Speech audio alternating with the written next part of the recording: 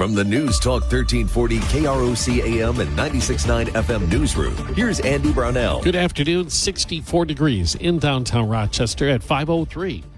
Mayo Clinic has decided to speed up the construction of 2 new parking ramps as it embarks on its $5 billion Bold Forward Unbound initiative.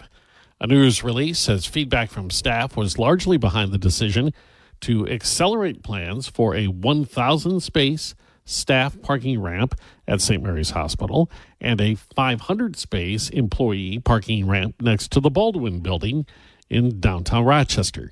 Construction work on both parking facilities is now scheduled to begin next year and be completed by 2026. A Rochester man was arraigned today in Olmsted County Court on 10 child pornography charges. The allegations against 26-year-old Brendan Walsh stem from an investigation that was launched in April after Rochester police received a cyber tip concerning 20 videos of suspected child sexual abuse material that had been uploaded to a Google account in his name and linked to email addresses and a phone number associated with Walsh. The resulting search warrant led to the discovery of nearly 3,000 suspected child pornography images and videos on his cell phone and thousands of additional images and videos on devices in his home that depicted children as young as 1 year old being sexually assaulted. A Rochester man has been charged with third-degree criminal sexual conduct for an alleged sexual relationship with a juvenile girl that began when she was 14. The criminal complaint against 20-year-old David Servin says investigators identified the young victim after monitoring his use of a jail-issued tablet and learning that he was using it to communicate with underage females while he was in jail, awaiting charges that he sexually assaulted a young girl that he met through social media. A Rochester man accused of 2 murders has been sentenced for one of the fatal shootings. 29-year-old Idris Haji Mohammed was found guilty of 2 counts of second-degree murder during a trial held in April. He was convicted of causing the death of 26-year-old Jeremy Ellis of Plymouth, who was found shot to death inside a vehicle parked near U.S. Bank Stadium on December 30th, 2022. Haji Mohammed has been given a sentence of 25 and a half years in prison for the conviction. With time off for good behavior, Haji Mohammed could be eligible for release in 2040. In the meantime, the Rochester man is scheduled to stand trial on a first-degree murder charge in northwestern Minnesota's Clay County in September. He's accused of another fatal shooting that occurred in Moorhead in 2021.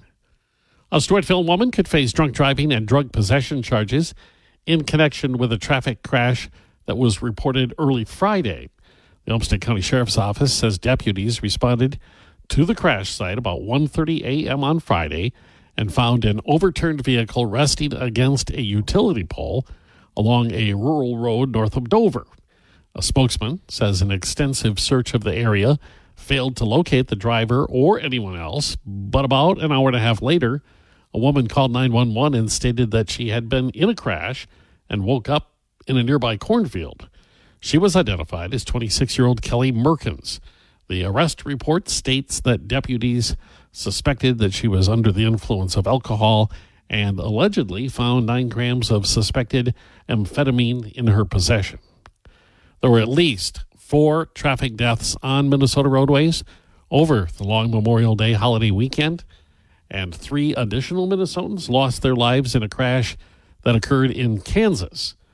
Officials say a man and woman from Roseville and a woman from Fergus Falls were fatally injured when the SUV they were in collided head-on with a pickup on a rural highway about 140 miles west of Kansas City.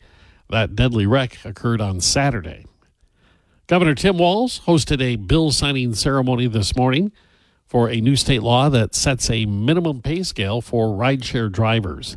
Beginning in January, Uber and Lyft and other rideshare companies must pay their drivers at least $1.28 per mile and 31 cents per minute.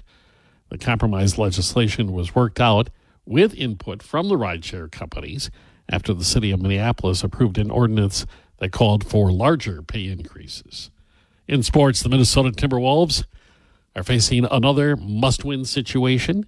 The Wolves must win Game 4 tonight of the Western Conference Finals in Dallas or face elimination from the NBA playoffs. Minnesota Twins in action tonight against Kansas City. Our coverage starts with the pregame at 6 o'clock on News Talk 1340 KROC-AM and 96.9 FM. For more local news and sports, go to krocnews.com. The official weather eye forecast, clearing skies, overnight a low in the mid-40s. It should be beautiful tomorrow, though. Sunny, light winds, and a high around 70. Clear tomorrow night, low 50 degrees. On Thursday, partly cloudy skies, and a high near 75. A chance of scattered storms developing Thursday night. Expect a low in the mid-50s. A chance of scattered thunderstorms Friday, the high around 72. Saturday, again, a chance of scattered thunderstorms, but a high around 75 degrees, and a chance of rain again on Sunday with a high in the low 80s, and 80 on Monday of next week, and again, a possibility of some rain. In Rochester right now, in the downtown